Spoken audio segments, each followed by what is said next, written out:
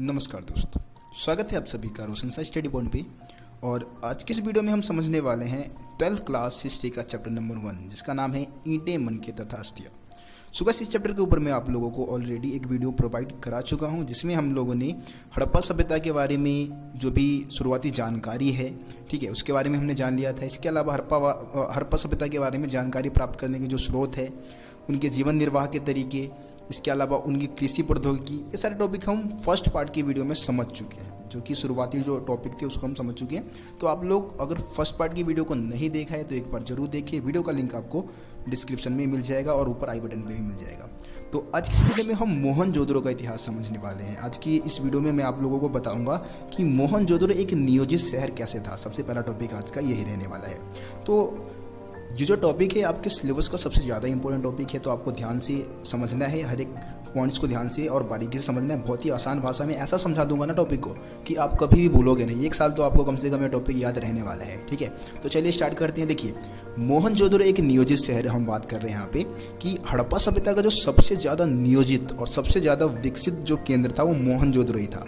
जैसे कि आज अगर आप अपने आसपास में बहुत सारे कॉलोनी वगैरह को आप देखेंगे, ठीक है, अपने इलाके को देखेंगे, तो बहुत सारे इलाके में ऐसे नज़र आ जाएंगे कि भाई वहाँ पे क्या है, नगर को ना नियोजित तरीके से नहीं बसाया गया है।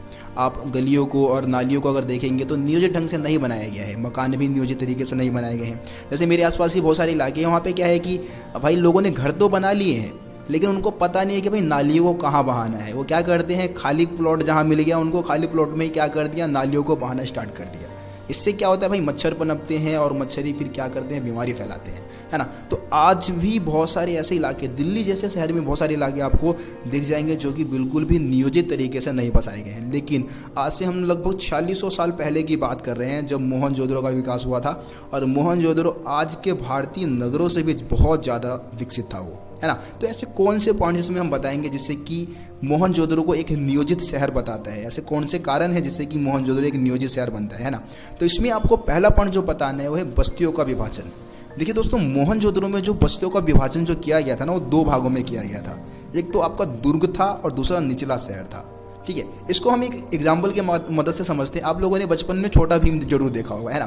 तो छोटा भीम में आप लोगों ने देखा होगा कि जहाँ पे भीम रहता था, भीम, चुटकी, और आप कालिया की बात कर सकते हैं, ढोलू बोलू, है ना, बहुत फेमस कैरेक्टर थे यार ये। तो छोटा भीम तो लगभग बहुत सारे जो हम स्टूडेंट हैं 11th क्लास में, 12th क्लास में आ चुके हैं।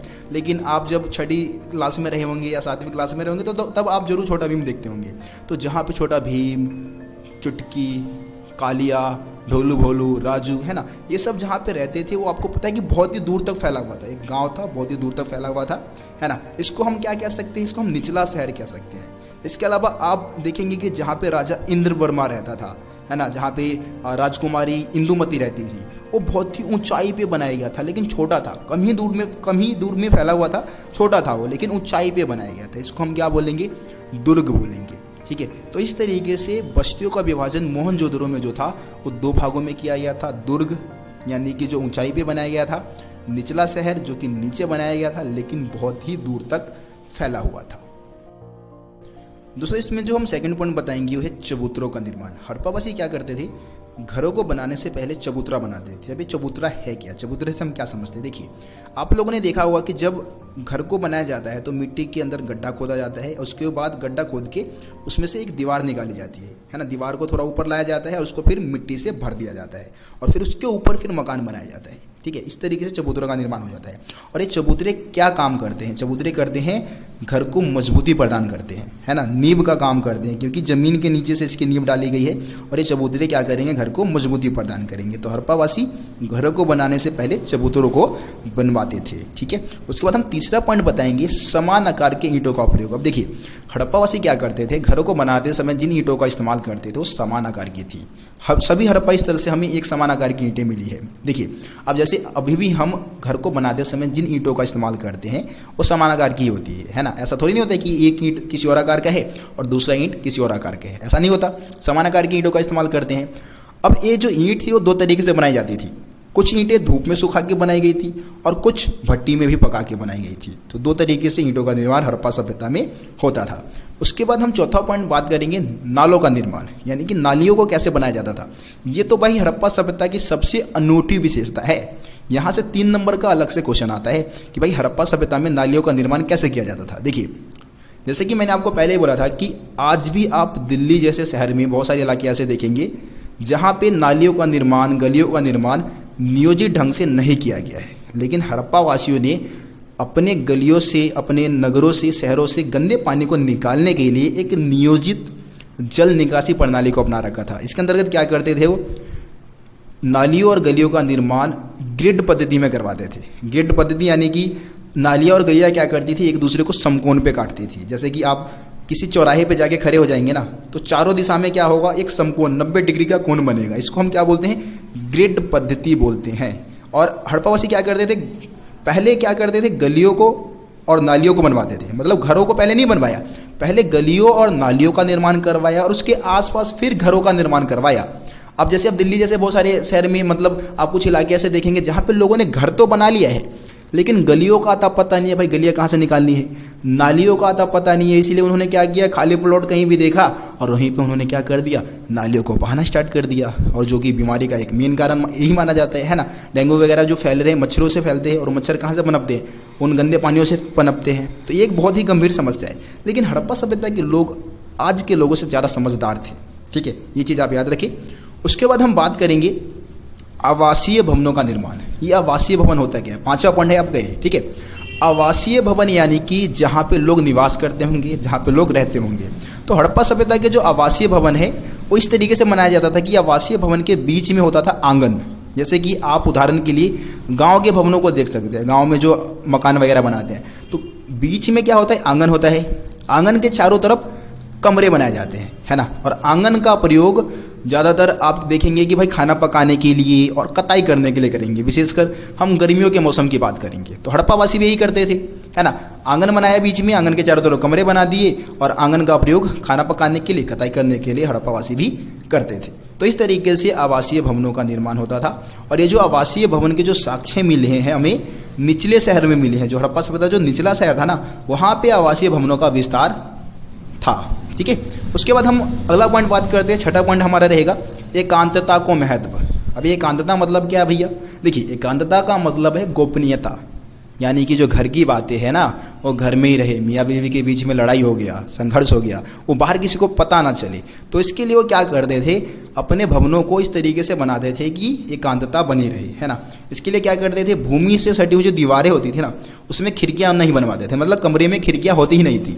इसके अलावा मुख्य द्वार यानी कि मेन गेट को इस तरीके से बनाया जाता था कि मेन गेट के माध्यम से सीधे आंगन को या घर के आंतरिक भाग को नहीं देखा जा सकता था, ठीक है। तो ये पॉइंट आप इसमें बता देंगे। उसके बाद हम 7वें पॉइंट की बात कर लेते हैं। 7वां पॉइंट है कुओं का निर्माण। अब जाहिर सी बात है कि यार उस समय हैंडपंप या नलके वगैरह होते नहीं थे, कुओं का ही इस्तेमाल पानी के लिए होता था। अब कुएं ऐसे स्थान पे बनाते थे हड़प्पावासी जहाँ पे राहगीर, राह में चलने वाला जो व्यक्ति है वो आसानी से कुएं तक पहुँच सके, पानी पी सके। बस अपने लिए नहीं बनवाते थे, सबके लिए होता था वो, है ना। वैसे हर एक घर में एक कुआं होता था, लेकिन कुएं भी ऐसे स्थान पे बनवाते थे जहाँ पे राहगीर आसानी से पहुँच सके और उसमें से पानी पी सके। लेकिन अभी आप गाँव में जाएंगे तो गाँव में हैंडपम्प वगैरह भी डलवाते हैं ना लोग, है ना। नलका वगैरह डलवाएंगे तो घर के अंदर डलवाएंगे ताकि कोई दूसरा व्यक्ति इस्तेमाल ना करे भाई। बहुत सारे ऐसे लोग करते हैं, मतलब कुछ होते हैं ऐसे, ठीक है। तो हड़प्पावासी कुओं का निर्माण ऐसे स्थान पे करवाते थे जहाँ पे राहगीर पहुँच सके और उसमें से पानी पी सके। मोहनजोदड़ो से जो कुओं की जो टोटल संख्या मिली है साक्ष्य के रूप में वो 700 कुओं की संख्या मोहनजोदड़ो से मिली है, ठीक है। उसके बाद आखिरी पॉइंट हम बात करेंगे दुर्ग की। जो हड़प्पा सभ्यता का जो दुर्ग है ना, दुर्ग से हमें क्या मिला है, 2 सार्वजनिक संरचनाओं के साक्ष्य मिले हैं। एक तो आपका माल गोदाम है, ठीक है, और दूसरा है विशाल स्नानागार। ये दोनों ही सार्वजनिक संरचना थी जिसका इस्तेमाल सभी लोग कर सकते थे। माल गोदाम में आपको पता है कि भाई अनाज को स्टोर करके रखा जाता होगा। माल गोदाम की संरचना लकड़ियों की बनी हुई थी, जो संरचना थी वो लकड़ी की बनी थी, इस कारण ये नष्ट हो चुकी है। इसके बारे में हमारे पास कोई खास जानकारी नहीं है। हमारे पास जानकारी है विशाल स्नानागार के बारे में। देखिए, विशाल स्नानागार एक आयताकार जलाशय था। इसका इस्तेमाल धार्मिक अनुष्ठान को कंप्लीट करने के, धार्मिक अनुष्ठान को पूरा करने के लिए लोग करते थे। कोई भी धार्मिक त्यौहार होता था ना, तो उस दिन सभी लोग इसमें स्नान करते थे, डुबकी लगाते थे और अपना अनुष्ठानिक कार्य को पूरा करते थे। इसका निर्माण जो था वो जिप्सम के गारों का उपयोग करके किया गया था। जिप्सम समझते हैं ना, जिप्सम 10th क्लास में साइंस में पढ़ा होगा, वो पीओपी है ना। तो पीओपी का लेप लगाया गया था नीचे, जितने भी नीचे का जो हिस्सा था उसमें पीओपी का लेप लगा के उसके बाद पानी से इसको भर दिया गया था। इस तरीके से विशाल स्नानागार का निर्माण हुआ था। तो मैं उम्मीद करता हूं कि जो भी 8 पॉइंट आपको इसमें समझाया गया है मोहनजोदड़ो एक नियोजित शहर वाले टॉपिक में, आपको समझ में आ गया होगा। किसी भी पॉइंट में दिक्कत है आप कमेंट में मेरे को बता सकते हैं। दोस्तों अब हम एनसीईआरटी का टॉपिक नंबर 4 समझते हैं। आप एनसीईआरटी बुक से टॉपिक को मिलाते चलिए, ठीक है ना, एक भी टॉपिक में स्किप नहीं करने जा रहा हूँ। तो एनसीईआरटी में जो टॉपिक नंबर 4 दिया गया है वो है सामाजिक विभिन्नताओं का अवलोकन। ठीक है, सामाजिक विभिन्नताओं का अवलोकन इतिहासकार कैसे करते हैं। इसको आप ऐसे समझिए कि पुराने समय में भी जाहिर सी बात है कि सामाजिक विभिन्नताएं रही होगी, है ना, समाज में अंतर रहा होगा, अमीर कुछ लोग रहे होंगे, कुछ गरीब लोग रहे होंगे। तो इस बात का पता इतिहासकार कैसे लगाएंगे कि भाई हड़प्पा सभ्यता में भी कुछ लोग अमीर रहे होंगे, कुछ लोग गरीब रहे होंगे। तो इसके लिए इतिहासकार क्या करते हैं, 2 विधि का इस्तेमाल करते हैं, 2 ऐसे तरीके जिसके माध्यम से इतिहासकारों ने पता लगा लिया कि भाई हड़प्पा सभ्यता में कौन से लोग अमीर थे और कौन से लोग गरीब थे। तो इसके लिए वो क्या करते हैं, सबसे पहली जो विधि अपनाते हैं वो है शवाधानों का अध्ययन। शवाधान समझते हैं ना, कब्रों की खुदाई के माध्यम से उन्होंने पता लगा लिया, कब्रों की खुदाई करके उन्होंने पता लगा लिया कि कौन से लोग अमीर रहे होंगे और कौन से लोग गरीब रहे होंगे। अब देखिए इससे कैसे पता लगेगा, शवाधानों से या कब्रों से हमें कैसे पता लग जाएगा। देखिए इसमें क्या होगा कि भाई जिस कब्र से, है ना, जिस कब्र से ज़्यादा कीमती वस्तुएं मिलेंगी, और जाहिर सी बात है कि अमीर रहा होगा, क्योंकि हड़प्पा सभ्यता में कुछ ऐसी मान्यताएं थी कि वो क्या करते थे, और जो मृतक व्यक्ति है वो जो भी वस्तु इस्तेमाल करता था उसको उसी के साथ दफना दिया करते थे, ऐसा माना जाता है। ठीक है, ऐसा अनुमान लगाया गया है। तो मान लो कि जिस कब्र से ज़्यादा कीमती वस्तुएं मिली होगी वो व्यक्ति ज़्यादा अमीर रहा होगा, जिस कब्र से निम्न किस्म की वस्तुएं मिली होगी या सस्ती किस्म की वस्तुएं मिली होगी वो गरीब रहा होगा। एक अनुमान तो हम ये लगा सकते हैं।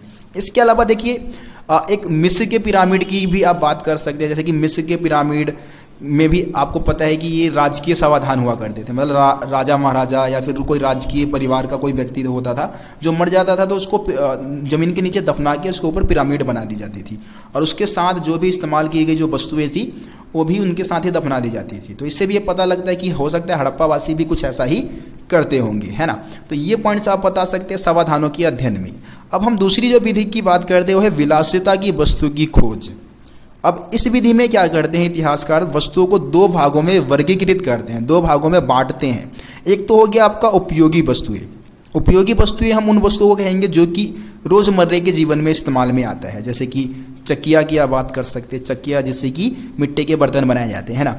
इसके अलावा आप मृद भांड की बात कर सकते हैं जो कि उपयोगी वस्तु है, मतलब मिट्टी के बर्तन है। सुइयों की आप सुइयाँ जो है उसका इस्तेमाल भी हड़प्पावासी रोजमर्रे के जीवन में करते हैं, जो कि बहुत ज़्यादा सस्ती होती थी, है ना, ज़्यादा कीमती नहीं होती थी। अब मान लो कि जिन स्थानों से ये उपयोगी वस्तुएं मिली होगी या सस्ती किस्म की वस्तुएं मिली होगी वहाँ के लोगों की आर्थिक स्थिति उतनी अच्छी नहीं रही होगी, वो गरीब रही होंगी, है ना। इसके अलावा दूसरा जो वस्तु है वो है विलासिता की वस्तुएं। विलासिता की वस्तुएं यानी कि जो बहुत ही कठिन प्रक्रिया से बनाई जाती हो, जिसको बनाने में बहुत ज़्यादा समय लगता हो, ज़्यादा धन दौलत लगता हो, है ना। उदाहरण के लिए हड़प्पा सभ्यता में फ्योंस के पात्र हुआ करते थे, मिट्टी के ही बर्तन होते थे, लेकिन ये फ्योंस के पात्र काफ़ी ज़्यादा कठिन प्रक्रिया से बनाया जाता था और इसको बनाने में समय भी ज़्यादा लगता था। ठीक है, तो जिन स्थानों से फ्योंस के पात्र जैसी विलासिता किस्म की वस्तुएं मिली होगी वहाँ के लोगों की स्थिति ज़्यादा अच्छी रही होगी, वो अमीर रहे होंगे। ठीक है, और जहाँ से उपयोगी वस्तुएं मिली होगी या सस्ती किस्म की वस्तुएं मिली होगी वहाँ के लोगों की आर्थिक स्थिति खराब रही होगी, वो गरीब रहे होंगे। तो ये 2 ऐसे विधि है जिसका प्रयोग करके इतिहासकार क्या करते हैं, लोगों की आर्थिक स्थिति का पता लगा लेते हैं, सामाजिक विभिन्नताओं का अवलोकन कर लेते हैं। ठीक, तो अब हम अगले टॉपिक की बात करते हैं। अगला टॉपिक है हमारा शिल्प उत्पादन के विषय में जानकारी प्राप्त करना, जिसमें हम बात करेंगे कि क्या हड़प्पावासी भी कुछ शिल्प उत्पादन कार्य करते थे। अब शिल्प उत्पादन मतलब क्या होता है, शिल्प उत्पादन का मतलब होता है हाथों से वस्तुओं का निर्माण करना।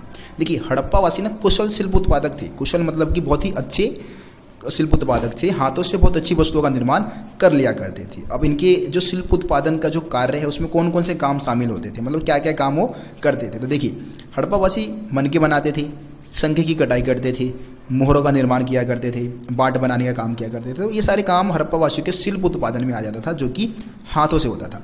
अब इन सभी शिल्प उत्पादन के कार्यों में जो सबसे मेन काम था ना, वो था मनकों का निर्माण करना। अब मनके जो थी हड़प्पा वासियों का सबसे मेन काम था।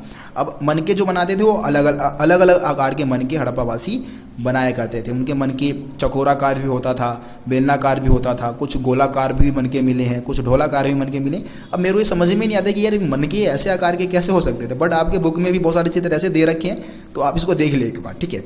अब मनके बनाने के लिए जो प्रयुक्त पदार्थ है उसमें सबसे ज़्यादा सेलखड़ी का इस्तेमाल होता था। अब सेलखड़ी नामक जो पत्थर है, आपको पता है कि हड़प्पा की मोहड़े जो थी ना, वो भी सेलखड़ी नामक पत्थर से ही बनाई जाती थी, और मनके भी बनाने के लिए सेलखड़ी नामक पत्थर का इस्तेमाल होता था।